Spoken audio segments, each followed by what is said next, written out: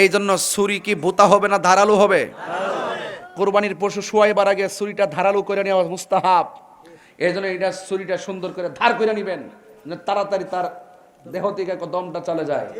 অনেক সময় দেখা যায় কোরবানির গরুকে এমন ভাবে বান্ধা উপরে 2-3টা বাঁশ দিয়ে চাপ দিয়ে এরপরে ছুরি ধার করে তারপরে যায় জবাই করতে যায়, কত একটা আলামত। এই কষ্ট দেওয়া যাবে না। এজন্য কোরবানি কোন নবীর সুন্নত? এখন আমার প্রশ্ন ছিল, কোরবানিটা শেষ হয়ে জিলহজ মাসটা 12 মাসের শেষ মাসটা সমাপ্ত হয়েছে পশুর গলা থেকে রক্ত প্রবাহের মাধ্যমে। এটার সাথে সম্পর্ক যার যার ব্যক্তিগত।